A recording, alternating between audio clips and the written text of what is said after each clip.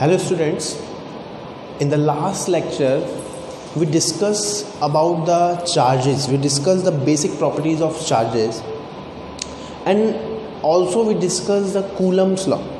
हमने Coulomb's law discuss किया, उसके कुछ बेसिक प्रॉपर्टीज़, उसकी इम्पॉर्टेंट पॉइंट्स हमने डिस्कस किए.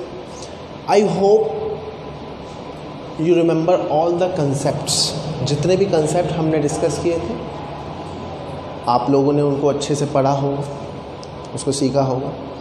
जैसा कि हमने बोला था कि in my next video we will discuss the applications. Not today, we are going to discuss the applications of Coulomb's law. उससे पहले हम एक छोटा सा ओवरव्यू लेते हैं जो हमने लास्ट लेक्चर में पढ़ा. हमने लास्ट लेक्चर में क्या क्या पढ़ा था? एक तो बेसिक प्रॉपर्टीज़ ऑफ चार्जेस की बेसिक प्रॉपर्टीज़, और हमने क्या पढ़ा था? Coulomb's law. कूलम्स लॉ क्या कहता है कि suppose there are 2 point charges Q1 and Q2 which are distance apart. सो दोनों चार्जेस एक दूसरे पर इलेक्ट्रोस्टैटिक फोर्स लगाते हैं और उस फोर्स का मैग्नीट्यूड कितना बताया गया? 1/4πε0 Q1 Q2 by r². In forces की हमने प्रॉपर्टीज़ देखी थी. क्या क्या प्रॉपर्टीज़ थी? सबसे पहले, electrostatic force is only applicable for point charges. This is the important word. Second, it is conservative in nature. That means the work done by electrostatic force only depend on the initial and the final point. It will not going to depend on the path. Next, it is a central force. That means, इसका क्या मतलब बताया गया था? Central force, that means it is only applicable along the line joining two charges. Next, it is medium dependent. Yes, it depends on the medium. Clear? मैंने आपसे discuss किया था जब भी आप ये लॉ, ये फॉर्मूला यूज़ करें 1/4πε0 Q1 Q2 by r², don't put the sign of charges. क्योंकि जो चार्जेस का साइन है वो सिर्फ क्या बता रहा है? पोलैरिटी. और पोलैरिटी से आपको क्या पता चलता है? डायरेक्शन, जो कि हम ऑलरेडी डिस्कस कर चुके हैं और आज उनको अप्लाई भी करेंगे. क्लियर? तो सबसे पहला बहुत ही सिंपल क्वेश्चन से हम शुरू करते हैं. अब सुनिए जरा. लेट्स से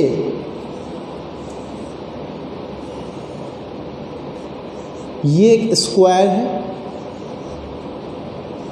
जिसकी साइड कितनी है? L. स्क्वायर की साइड कितना है? L. और स्क्वायर के सभी कॉर्नर्स पर हम इक्वल मैग्नीट्यूड और सेम पोलैरिटी का चार्ज रख देते हैं which is Q. Let's say this is A, this is B, this is C and this is D. Let's say my question is find the net force on the charge which is placed at C. मेरा question क्या है? Find the net force on the charge which is placed at C. अब सबसे पहले हमें ये देखना है कि हमें अप्रोच कैसे करनी है, हमें सोचना कैसे. ऐसे नहीं, ये नहीं कि बस सॉल्यूशन करा दिया सर ने और सॉल्यूशन पढ़ लिया, हमने देख लिया. नहीं, ऐसा नहीं. कई बुकों में आपको दिख जाएगा. नहीं, आपको अप्रोच फाइंड करने हैं. पहली बात तो ये समझिए कि क्वेश्चन क्या है? Find the net force on the charge which is placed at C. अब अपने दिमाग में क्वेश्चनिंग कीजिए कि इस चार्ज पर आखिर फोर्स कौन लगाएगा? ये बाकी तीनों चार्ज. कैसी फोर्स लगाएगा?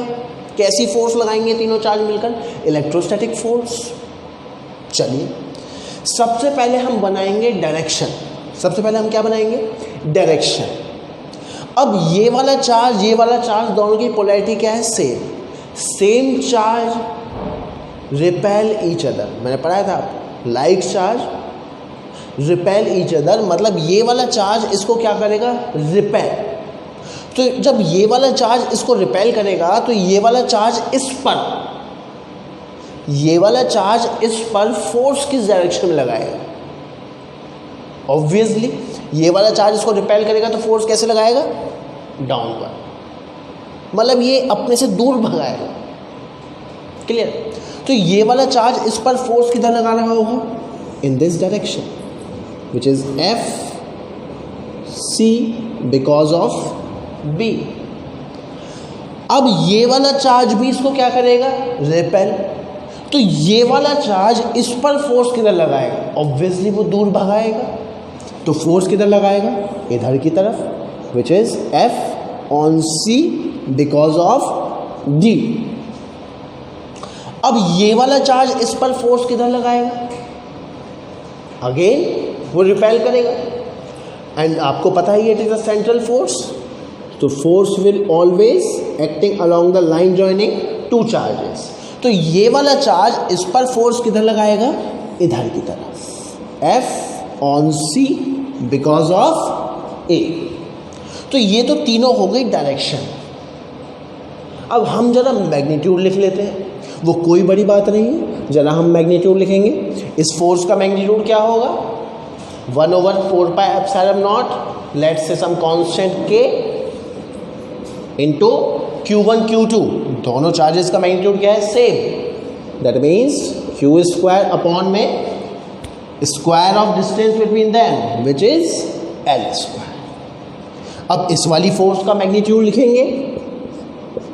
इस वाली फोर्स का मैग्नीट्यूड क्या होगा, again K Q1 Q2 upon में R स्क्वायर। सेम केस अब इस वाली फोर्स का मैग्नीट्यूड लिखा जाएगा।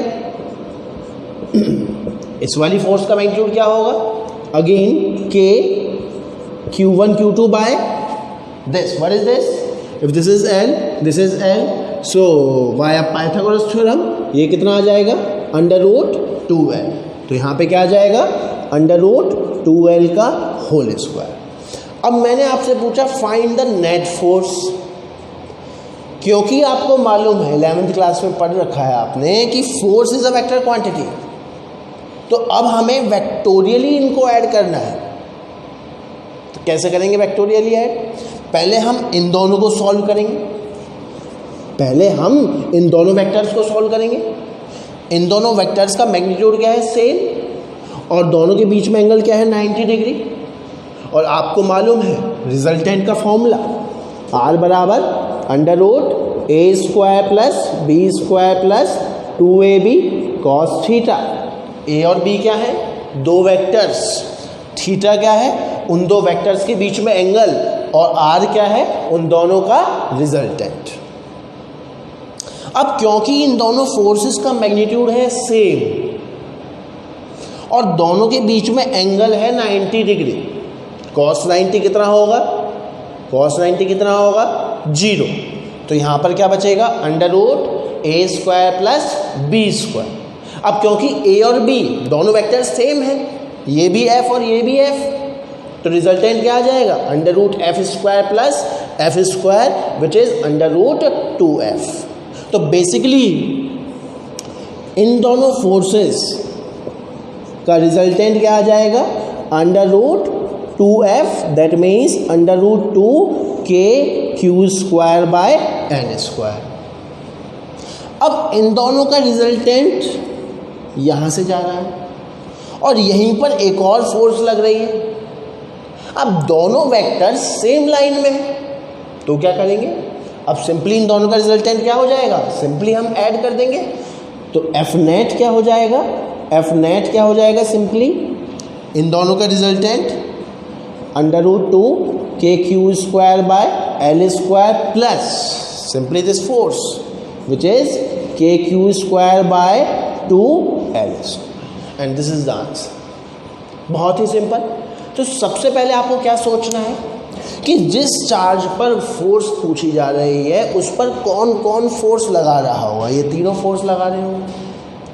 ये वाला चार्ज इसको रिपेल कर रहा है, ये वाला चार्ज इसको रिपेल कर रहा है, ये वाला चार्ज इसको रिपेल कर रहा है। हमने डायरेक्शन पहले ही मेंशन कर ली, तो इसलिए जब भी हम फॉर्मूला यूज़ करेंगे उसमें प्लस माइनस नहीं रखेंगे, क्योंकि प्लस माइनस सिर्फ डायरेक्शन बता रहा है, वो हमने ऑलरेडी मेंशन कर दिया। क्लियर। अब हमें तो सिर्फ वेक्टर सॉल्व करना है, हमें रिजल्टेंट निकालना है। क्लियर है एकदम, बहुत ही इजी क्वेश्चन था। Now you can pause the screen and note down, आप इसको नोट कर सकते हो।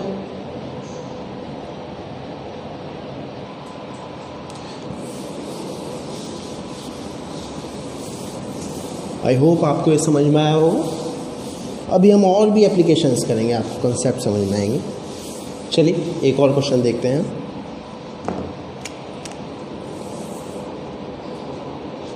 Suppose this is an equilateral triangle with side let's say L, और हम 3 चार्जेस रख देते हैं इसके कॉर्नर्स पर। Let's say this is A, B and C। ये एक इक्विलेटरल ट्राइंगल है और इक्विलेटरल ट्राइंगल की साइड क्या है? L। उसके तीनों कॉर्नर्स पर हमने सेम मैग्नीट्यूड और सेम पोलैरिटी के 3 चार्जेस रख दिए। अब क्वेश्चन ये है, let's say find the net force on the charge which is placed at C। Question सुनिए जरा, find the net force on the charge which is placed at C। मैंने फिर बोला अप्रोच, आपको अप्रोच समझ में आनी चाहिए। और अप्रोच क्या है कि भैया C पर नेट फोर्स अब कौन लगा रहा होगा? Other 2 charges.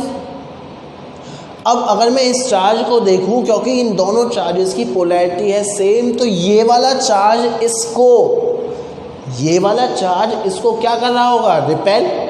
रिपेल कर रहा होगा, मतलब दूर बहा रहा होगा। तो ये वाला चार्ज इस पर फोर्स कैसे लगाएगा? Along the line joining 2 charges, and कैसी फोर्स लगेगी? रिपल्सिव। तो ये वाला चार्ज इस पर फोर्स इधर लगा रहा होगा, F on C because of A। अब ये वाला चार्ज इस पर फोर्स किधर लगा रहा होगा? क्योंकि पोलैरिटी है सेम, तो कैसी फोर्स लगा रहा होगा? Repulsive, along the line joining 2 charges, और क्या कर रहा होगा? Repel, which is FC because of B। ये हमने बना ली डायरेक्शन। अब हम सिंपली लिखेंगे इनका मैग्नीट्यूड, जो कि बहुत सिंपल है। मैग्नीट्यूड क्या होगा? K Q1 Q2 by R square, that means K, क्योंकि Q1 Q2 सेम है, Q square by L square. इस फोर्स का भी मैग्नीट्यूड क्या होगा? Same, which is K Q1 Q2 Q square by R square, which is L square. क्योंकि आप सभी लोग जानते हैं ये एंगल कितना होगा? 60 degree, because it is an equilateral triangle. So ये वाला एंगल भी कितना होगा? 60 डिग्री। अब हमें निकालनी है नेट फोर्स, क्योंकि फोर्स एक वेक्टर क्वांटिटी है। तो अब हम इन दोनों का रिजल्टेंट निकालेंगे कैसे? Vectorially, parallelogram law of vector addition. तो इन दोनों का रिजल्टेंट कहीं इसके बीच में से जाएगा, और उसका मैग्नीट्यूड क्या होगा? अंडर रूट, क्या मैग्नीट्यूड होगा? F1 square plus F2 square plus 2F1 F2 cos theta. F1 F2 क्या है? सेम।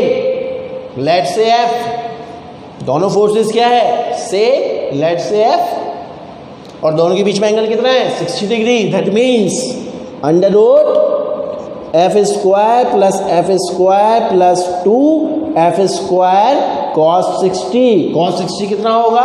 1/2। दैट मीन्स ये क्या हो गए? Cancel out. That means answer कितना हो गया? Under root 3F square, that means under root 3F, that means under root 3KQ square by L square, and this is the answer. I hope आपको चीजें समझ में आई। मैंने आपसे फिर बोला, पोलैरिटीज सिर्फ क्या बताएंगी? डायरेक्शन। वो हमने ऑलरेडी मेंशन कर लिया। पोलैरिटीज क्या बताएंगी? डायरेक्शन। वो हमने ऑलरेडी मेंशन कर लिया है। उसके बाद सिंपली क्या लिखना है? मैग्नीट्यूड। और आपको मालूम है फोर्स एक वेक्टर क्वांटिटी है, that means to calculate net force you have to use vector laws. Clear? Now you can note down this. You can note down. अब इस तरीके के बहुत सारे प्रॉब्लम्स आपको दिख सकते हैं, आप इजीली उनको सॉल्व कर सकते हैं। अब कुछ और वैराइटीज़ के हम क्वेश्चन देखते हैं। जस्ट लाइक लेट्स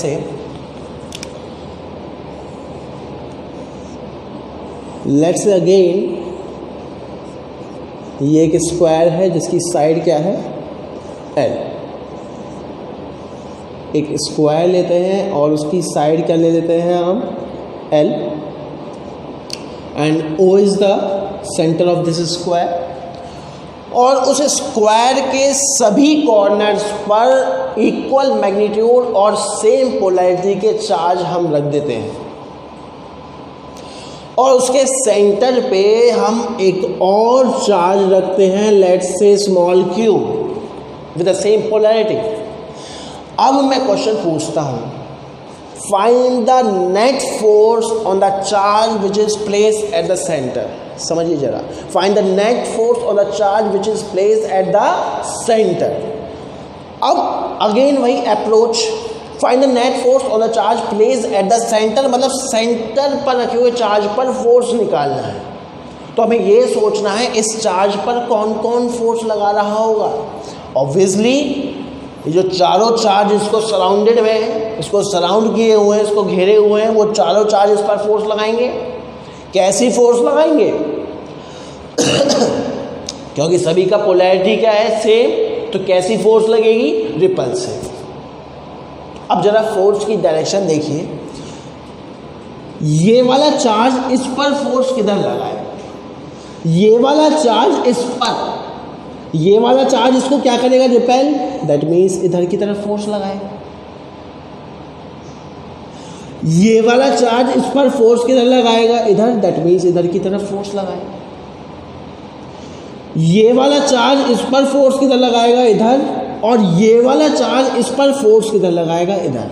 अभी हमने फोर्सेस की डायरेक्शन देखी, और अगर आप बहुत ध्यान से देखोगे, इफ दिस इज L, तो ये पूरा क्या हो जाएगा, √2L, और उसका हाफ क्या हो जाएगा, L/√2।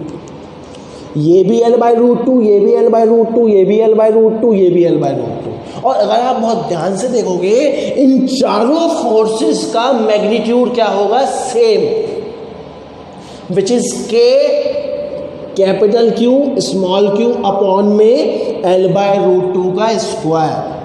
चारों फोर्सेस का मैग्नीट्यूड सेम होगा, और वो कितना होगा, K capital Q small q by L/√2 का होल स्क्वायर। अब वो पूछ रहा है नेट फोर्स, तो साफ साफ दिख रहा है ये वाली फोर्स इसको कैंसिल आउट करेगी और ये वाली फोर्स इसको कैंसिल आउट करेगी, तो नेट फोर्स कितना हो जाएगा, 0। तो what is the net force on this charge, answer क्या होगा, 0। क्लियर, आप इसको उतार सकते हैं। अभी हम और क्वेश्चंस करते हैं ऐसी वैरायटी के। लेट्स से, कंसेप्ट समझिए, लेट्स से हम एक इक्विलेटरल ट्रायंगल ले लेते हैं। क्या ले लिया हमने, इक्विलेटरल ट्रायंगल, और उसके सेंट्रॉइड पर एक चार्ज रख दिया स्मॉल q, उसके सेंट्रॉइड पर एक चार्ज रख दिया स्मॉल q, और उसके कॉर्नर्स पर सेम मैग्नीट्यूड और सेम पोलैरिटी का चार्ज रख देते हैं, लेट्स से कैपिटल Q। और क्वेश्चन अगेन वही है, find the net force on the charge which is placed at the centroid. जरा ध्यान से देखिएगा, एक कंसेप्ट निकल के आएगा। अब वही, पहले तो हमें डायरेक्शन देखनी है, भाई सभी की पोलैरिटी सेम है तो रिपल्सिव फोर्स लगेगी। अब ये वाला चार्ज इस पर फोर्स किधर लगाएगा, ये वाला चार्ज इस पर फोर्स किधर लगाएगा, इधर की तरफ। और ये वाला चार्ज इस पर फोर्स किधर लगाएगा, इधर की तरफ। और ये वाला चार्ज इस पर फोर्स किधर लगाएगा, डाउनवर्ड डायरेक्शन। और अगर आप बहुत ध्यान से देखोगे, अगेन तीनों फोर्सेस का मैग्नीट्यूड क्या होगा, सेम। ये distance we can easily calculate via geometry. हम ये डिस्टेंस नहीं निकाल रहे हैं अभी, let's say this distance is x। तो जो फोर्स है, तीनों फोर्सेस है, उसका मैग्नीट्यूड कितना होगा, k capital Q small q upon में h स्क्वायर। तीनों फोर्सेस का मैग्नीट्यूड है सेम। अब भाई ये कैसे करें? चलिए, अगर आप बहुत ध्यान से देखेंगे, अगर आप बहुत ध्यान से देखोगे, ये वाला एंगल अगर हमें पता चल जाए तो हमारा काम बन जाएगा। जरा दिमाग लगाइए, ये वाला एंगल कितना है? इस वाले एंगल पर सोचिए, अगर आप बहुत ध्यान से देखोगे ये पूरा एंगल कितना होगा? ये कंप्लीट एंगल कितना होगा? ये कंप्लीट एंगल कितना होगा? 120 डिग्री। तो ये एंगल कितना हो गया? 60 डिग्री। ये कंप्लीट एंगल इज 120 डिग्री। सो उसका हाफ कितना हो गया? 60 degree. And this angle is 90। And if this, अगर ये एंगल 60 डिग्री है तो ये एंगल कितना होगा? 30 डिग्री। सेम केस, ये एंगल कितना होगा? 30 डिग्री। अब हम जरा वेक्टर्स को रिजॉल्व करते हैं। Let's say this vector is f and this vector is f। This vector is f और ये एंगल है 30 डिग्री, तो ये कंपोनेंट क्या होगा? f cos 30 और ये कंपोनेंट क्या होगा? f sin 30। सेम केस, ये वाला वेक्टर है f और ये एंगल है 30, तो ये वाला कंपोनेंट क्या होगा? f cos 30 और अगेन ये वाला कंपोनेंट क्या होगा? f sin 30 degree. अब अगर आप ध्यान से देखोगे ये दोनों कंपोनेंट क्या हो जाएंगे? Cancel out. दैट मीन्स अब इस चार्ज पर डाउनवर्ड डायरेक्शन में जो फोर्स लग रही है वो है f। इस वाले चार्ज पर अब डाउनवर्ड डायरेक्शन में जो फोर्स लग रही है वो है f, और अपवर्ड डायरेक्शन में जो फोर्स लग रही है वो लग रही है 2f sin 30। और sin 30 की वैल्यू कितनी होती है?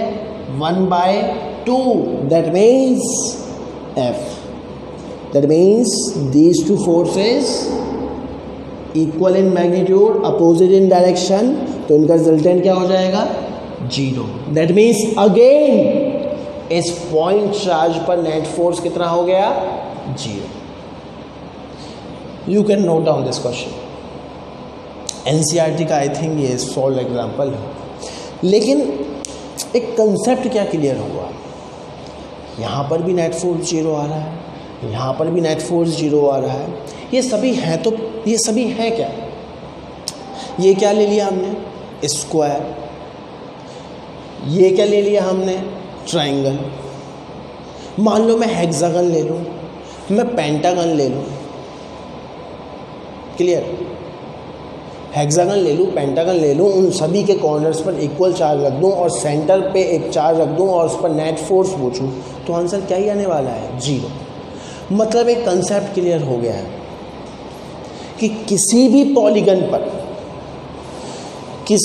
पॉलीगन के कॉर्नर्स पर अगर इक्वल चार्ज डिस्ट्रीब्यूटेड है, अगर चार्ज डिस्ट्रीब्यूशन यूनिफॉर्म है और उसके सेंटर पर रखे चार्ज पर अगर नेट फोर्स पूछी जाए तो आंसर 0 आएगा 110%।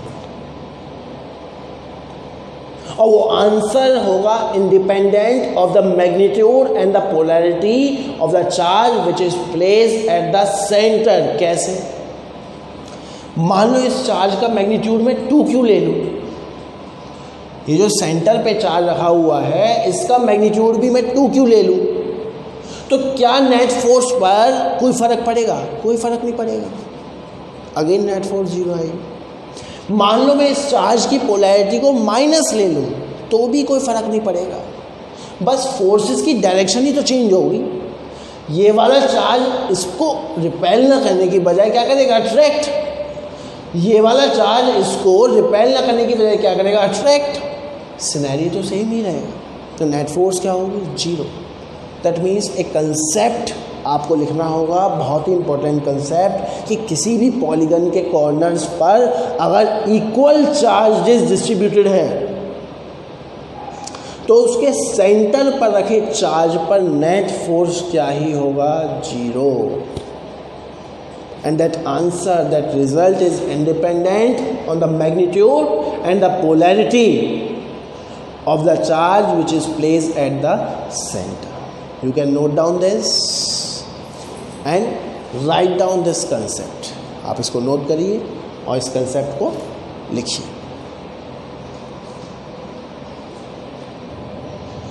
Now next question देखते हैं. Let's say this is y axis, this is x axis. अब ऑरिजिन पे लेट्स से 1 कूलम का चार्ज रखा हुआ है और 1 मीटर पे 1 कूलम का चार्ज, 2 मीटर पे 8 कूलम का चार्ज, 3 मीटर पे 27 कूलम का charge and so on 10 metre पे 1000 कूलम का चार्ज. क्वेश्चन जरा ध्यान से सुनिए. Find the net force on the charge which is placed at the origin. Approach वही रखनी है. Find the net force on the charge which is placed at the origin. आप ये सोचिए इस चार्ज पर फोर्स कौन लगा रहा होगा, बाकी ये सारे चार्जेस. कैसी फोर्स लगा रहे होंगे? रिपल्सिव फोर्स, क्योंकि सभी का पोलैरिटी क्या है? सेम. ये वाला चार्ज इसको रिपेल, ये वाला चार्ज इसको रिपेल, ये वाला चार्ज इसको रिपेल. दैट मीन्स ये जितने भी चार्ज हैं इस पर जो फोर्स लगा रहे हैं उस फोर्स की डायरेक्शन क्या है? सेम. दैट मीन्स जब भी हम नेट फोर्स निकालेंगे तो हम सिंपली क्या कर देंगे? ऐड. अब जरा हम मैग्नीट्यूड देखते हैं. ये वाला चार्ज इस पर जो फोर्स लगा रहा है उसका मैग्नीट्यूड क्या होगा? K Q1 Q2 by R square. ये वाला चार्ज इस पर जो फोर्स लगा रहा होगा उसका मैग्नीट्यूड क्या होगा? K Q1 Q2 by R square. ये वाला चार्ज जो फोर्स लगा रहा होगा उसका मैग्नीट्यूड क्या होगा? K Q1 Q2 by R square. ये वाला चार्ज इस पर जो फोर्स लगा रहा होगा उसका मैग्नीट्यूड क्या होगा? K Q1 Q2 by R square. अभी जितनी भी फोर्सेस हैं उन सभी का मैग्नीट्यूड हमने लिख लिया और नेट फोर्स के लिए सिंपली हमें क्या करना है? ऐड. क्यों? क्योंकि सभी की डायरेक्शन क्या है? सेम. तो जब हम नेट फोर्स का मैग्नीट्यूड लिख रहे होंगे तो सिंपली हमें क्या कर देना है? इन सभी को ऐड. दैट मीन्स अगर आप ध्यान से देखोगे कि हम कॉमन निकाल लेते हैं. इसको क्या लिख सकता हूँ मैं? 1. इसको क्या लिख सकता हूँ मैं? 2 की पावर 3 अपॉन में 2 स्क्वायर. इसको क्या लिख सकता हूँ मैं? 3 की पावर 3 अपॉन में 2 स्क्वायर. और इसको क्या लिख सकता हूँ मैं? 10 की पावर 3 अपॉन में 10 का square. Sorry, this is 3 square. That means K 1 plus 2 plus 3 and so on plus 10. अब मैथमेटिक्स में आपने एक सीरीज पढ़ी होगी 1 plus 2 plus 3 plus 4 up to n. ये सीरीज आप सभी ने पढ़ी होगी. 1 plus 2 plus 3 plus up to n will be equals to किसके बराबर होता है? n plus 1 अपॉन में 2. फिलहाल यहाँ पर n क्या है? 10. तो आंसर कितना होगा? K 10 plus 1 अपॉन में 2. आंसर कितना हो गया? 55K. So 55K is the magnitude of the net force और डायरेक्शन क्या होगी? लेफ्ट. क्लियर है? Now you can note down this. और इस तरीके के n नंबर ऑफ क्वेश्चंस आपको मिलेंगे सीरीज के ऊपर. आपको इसी तरह से अप्रोच लगानी है. n नंबर ऑफ प्रॉब्लम्स आपको मिलेंगी. बस आपको सीरीज देखनी है. वो AP सीरीज भी हो सकती है, GP सीरीज भी हो सकती है, वो सिंपल सीरीज भी हो सकती है, वो लॉग सीरीज भी हो सकती है. n number of problems you can do now. Clear? Now you can note down this problem. हम आगे बढ़ेंगे. अब ये तो हमने कुछ प्रॉब्लम्स कर लिए सीरीज़ के ऊपर. सिंपल एप्लीकेशंस हमने देख ली। अब हम देखेंगे कंटिन्यूअस चार्ज डिस्ट्रीब्यूशन की प्रॉब्लम्स। अगर आपको ध्यान होगा 11th क्लास में आपको 3 चीज़ें पढ़ाई गई होंगी, सिंबल्स, ये आपको ध्यान रखने हैं, लैम्डा, सिग्मा और रो। 11th क्लास में जरूर पढ़ाया गया होगा। लैम्डा वहाँ पर पढ़ाया गया होगा मास per unit length, sigma mass per unit area and rho mass per unit volume. और यही सिंबल यहाँ पे क्या होंगे, लैम्डा क्या होगा, charge per unit length, sigma क्या होगा, चार्ज पर यूनिट एरिया और रो क्या होगा, चार्ज पर यूनिट वॉल्यूम। इसका सिग्निफिकेंस मैं 11th क्लास में बहुत अच्छे से पढ़ा चुका हूँ। Sigma charge per unit length, how charge is distributed over the length. Sigma charge per unit area, how the charge is distributed on the area. Rho charge per unit volume, that means how the charge is distributed over volume. ये आपको ध्यान रखना है, ये आप note down कर सकते हैं। एक क्वेश्चन जरा लिखिए, लेट्स से एक रॉड है, उसकी लेंथ है let's say L and capital Q charge, question लिखिए जरा, एक रॉड है उसकी लेंथ कितनी है L and capital Q charge is uniformly distributed over the length. अब इस रॉड के दूसरे एंड से ए डिस्टेंस पर अगेन एक पॉइंट चार्ज है Q, और क्वेश्चन ये है find the force of interaction between this rod and this point charge. या फिर ये रॉड इस पॉइंट चार्ज पर कितनी फोर्स लगा रही होगी। इस क्वेश्चन में अप्रोच कैसे होगी, बहुत ही अच्छा क्वेश्चन है। अब मैंने आपको जो प्रॉपर्टीज़ लिखवाई हैं, Coulomb's law, K(Q1 Q2 by R square, मैंने एक पॉइंट लिखवाया था, this is only applicable for point charge, most important. माना कि ये पॉइंट चार्ज है, लेकिन this is not the point charge. मान लिया ये पॉइंट चार्ज है, लेकिन ये पॉइंट चार्ज नहीं है, that means we cannot directly use that formula here. Rod भले ही ये पॉइंट चार्ज नहीं है, लेकिन अगर आप थोड़ा सा दिमाग लगाओगे, मान लो मैं इस रॉड को n number of small small particles में तोड़ लूं,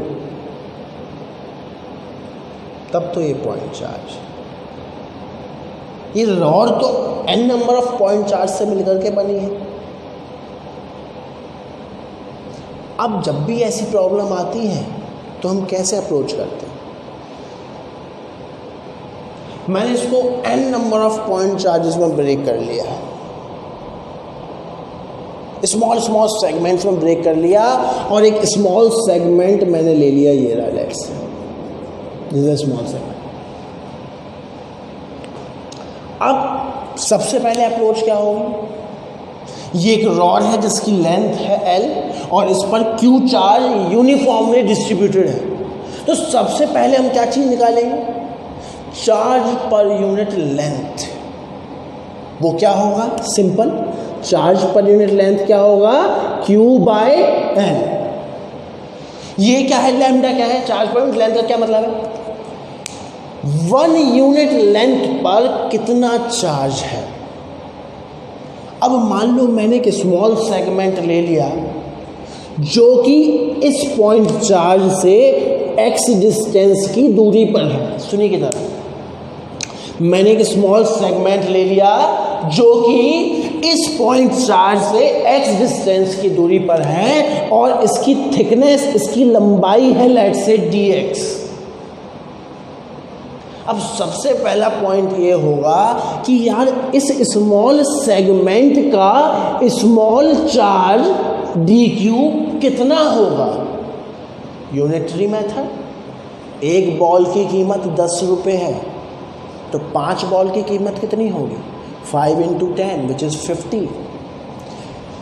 एक यूनिट लेंथ का चार्ज है Q/L, तो dx यूनिट लेंथ का चार्ज क्या होगा? Q/L into dx। तो this charge will be Q/L into dx।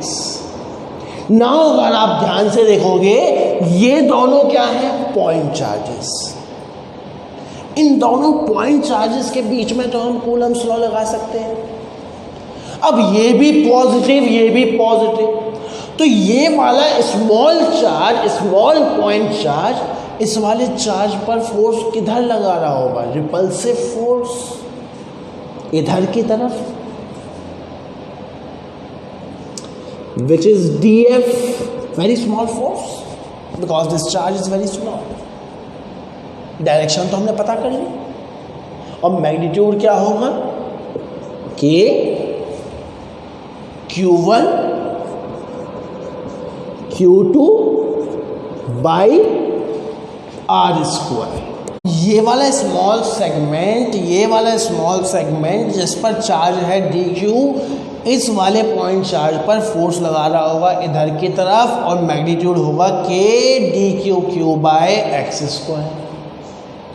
अब ऐसे ऐसे इनफाइनाइट एलिमेंट हैं, सभी एलिमेंट इस पर इधर की तरफ फोर्स लगाएंगे विद डिफरेंट मैग्नीट्यूड, और नेट फोर्स लगाने के लिए, नेट फोर्स निकालने के लिए उन सभी को ऐड कर दो, बट मैन्युअली ऐसा पॉसिबल नहीं। तो जब भी इस तरीके की प्रॉब्लम आए, मैंने आपको सिखा रखा है क्या करेंगे? Integration. Clear? That means the magnitude of this small force will be equals to k dq। The value of dq will be Q/L dx Q/x²।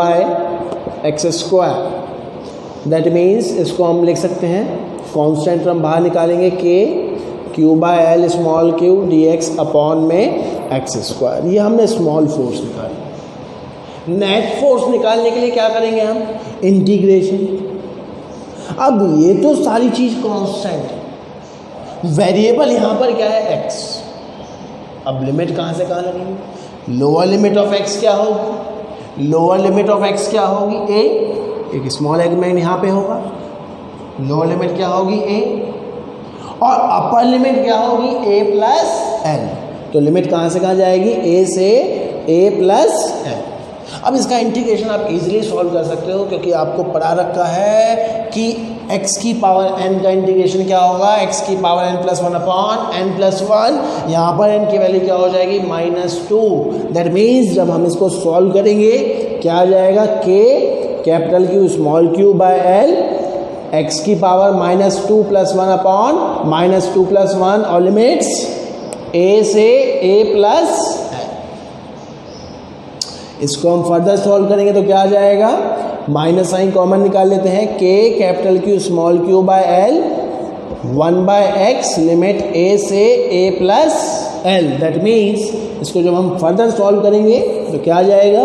-k capital Q small q/L 1/a+l minus 1/a।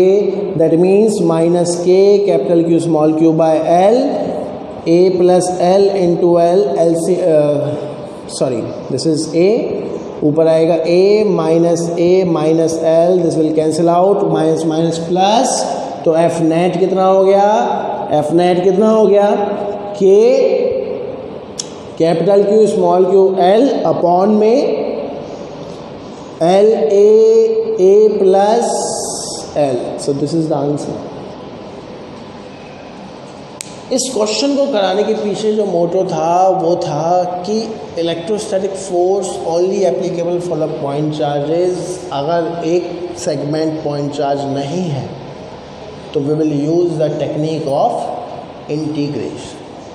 अब इस तरीके के भी n number of applications, n number of problems आप easily find कर सकते हो, आपको बुक्स में मिल जाएंगे। Clear? You can note down this, you can pause the video, you can note down. हमने कुछ एप्लीकेशंस इस कूलम्ब्स लॉ के देखे। फोर्स की डायरेक्शन के बारे में देखा, रिजल्टेंट फोर्स निकालना देखा, हमने बहुत तरीके के क्वेश्चन हमने किए।